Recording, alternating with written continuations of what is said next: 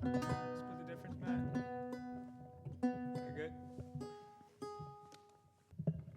This is the lute. You know it's a lute because it has a round back, and the peg box is always bent back at an angle, and nobody knows why that is, except that if it wasn't bent back, it wouldn't fit in the case. The word lute comes from the Arabic, al-oud, which means of wood, and indeed the lute is the direct descendant of the Arabic instrument, the oud, and which is still played today and throughout the Middle East, and also you can hear it played for belly dancing in New York City on various nights of the week.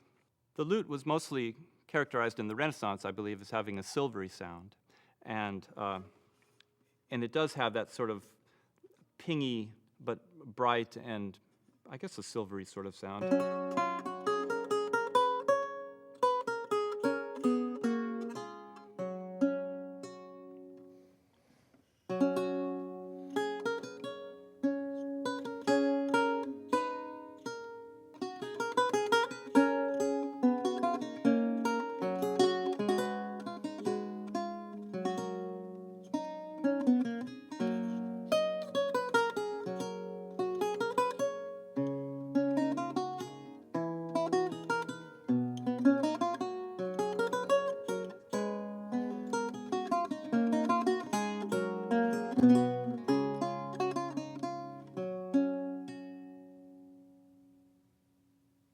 Sitting behind the lute, actually, and operating the lute from behind, you get a beautiful sonority from it, just yourself as a player, and hopefully some of that is projected out to the audience.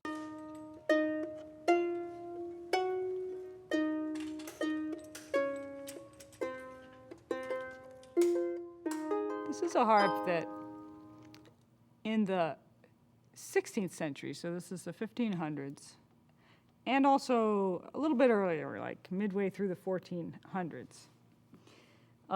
Primarily, this instrument was the most common version of the harp. It had this sound box that's sort of very, you can see it's very shallow. It was not large like our modern pedal harp. And it has this curve here that is an attribute of Gothic art.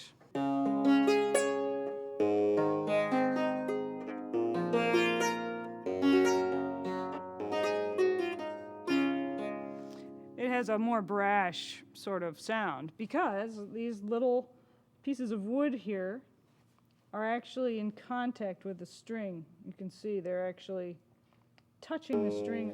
So you get this sound ideal that you don't normally associate with the harp.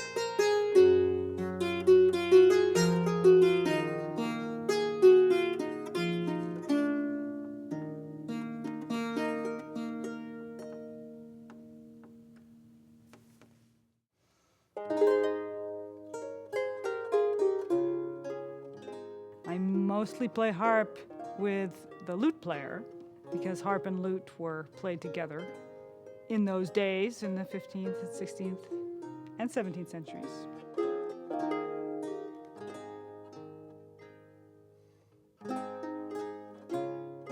I was looking for an instrument that was practical in the sense that it could do a lot of things. So I needed it to be able to accompany as well as play melodies. And all the strings are in a row rather than on lutes where you have to sort of understand the logic of a fretboard, which is too mathematical for me. So I gravitated towards the harp.